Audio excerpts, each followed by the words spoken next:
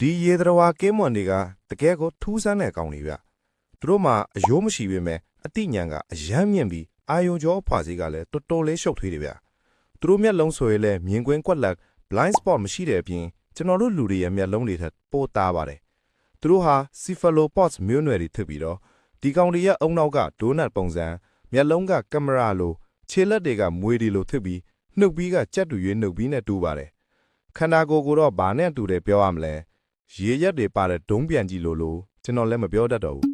အဲ့ဒီရေရက်တွေကိုလမ်းကြောင်းထိမှုအဓိကတုံးတာပါစကားမဆက်လူတွေအမြဲမားနေကြတာတခုကအဲ့ဒီအပေါ်ကအစိပ်ပိုင်းကခေါင်းမဟုတ်ဖဲကိုယ်တည်းထိနေတာပါခေါင်းကဒီအလယ်နားလေးမှာပါဒီပုံကိုကြည့်ကြည့်ပါ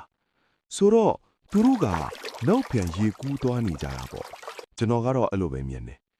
ဒီလိုထူးထူးဆန်းဆန်းအချက်တွေကြောင့်သူတို့ကိုကဘာပေါ်ကဂျိုးသားတွေလို့တော့သတ်မှတ်ကြတာပေါ့ ဒါနဲ့အခုလိုစိတ်ဝင်စားစရာကောင်းတဲ့ဘူးတူရအရာစရာအကြောင်းအရာတွေကိုစိတ်ဝင်စားတယ်ဆိုရင်တော့ကျွန်တော်ရဲ့ channel လေးကို like and subscribe လုပ်ပြီးဗီဒီယိုတွေတင်တိုင်းမလွတ်သွားအောင် noti ခေါင်းလောင်းလေးကိုလည်းနှိပ်ထားလိုက်ပါအောင်နော် ကဲဆက်ပေါ်လိုက်အောင်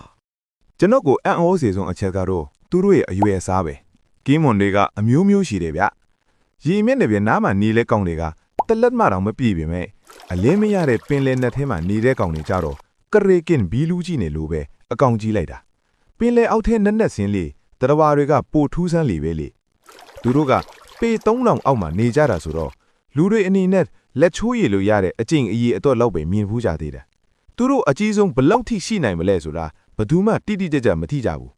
အခုထိလူတွေတွေ့ဘူးသမျှအကြီးဆုံးကတော့43ပေရှိတယ်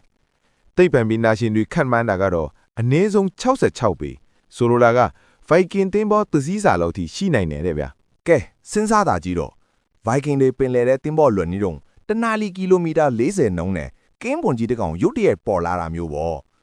သူ့ရဲ့ခြေလက်တွေကတင်းပေါ်တစ်စီးလုံးကိုပတ်ပတ်လဲရစ်ပတ်ထားနိုင်ပြီးမျက်လုံးတွေကလည်း basketball လုံးလောက်ရှိတာဒါကို Kraken လို့မခေါ်ရင်ဘာခေါ်အောင်မလဲဒီ Kraken Danari တွေက12ရာစုနောက်ပိုင်းနော်ဝေနိုင်ငံကနေစတာဆိုတော့အချက်လက်တွေကိုပြန်ဆက်ကြည့်ရင်ဒါက Danari တတ်တော့မဟုတ်တော့ဘူးဗျာဒီကင်းပွန်ကြီးတွေကပင်လယ်နတ်ငါးတွေနဲ့အခြားကင်းပွန်တွေကိုစားတယ်အချင်းချင်းလေးပြန်စားကြတဲ့သဘောပေါ့သားကောင်ကိုဝိုင်းဆက်နေတဲ့ဆူးတွေနဲ့ဖမ်းချုပ်ပြီးအားကောင်းတဲ့နှုတ်သီးနဲ့ကြိုက်စားတာဝေလားငါးတွေနဲ့ငါးမန်းတွေနဲ့တောင်ခြားကြသေးတယ်နော်ဝေလားငါးတွေနဲ့ငါးမန်းတွေပေါ်မှာကင်းပွန်ကြိုက်ထားတဲ့အဝိုင်းလိုက်အမာကျွတ်တွေကိုတွေ့ရတယ်လို့ဝေလားပိုက်ထဲမှာလည်းမချေဖြစ်ရသေးတဲ့ကင်းပွန်နှုတ်သီးတွေကိုတွေ့ရတတ်တယ်ဆိုတော့အဒီပန်လေအမောင်ထဲမှာတကယ်ကိုပြင်းထန်တဲ့တိုက်ပွဲတွေရှိနေတာပေါ့ နောက်ပြီးဒီ giant squid တွေထက်ပိုကြီးရဲ့ colossal squid ဆိုတာလည်းရှိသေးတယ်ဗျသူတို့ကပိုလေးပြီးပိုထွားပြီးမဲ့ giant squid လောက်တော့မရှိဘူး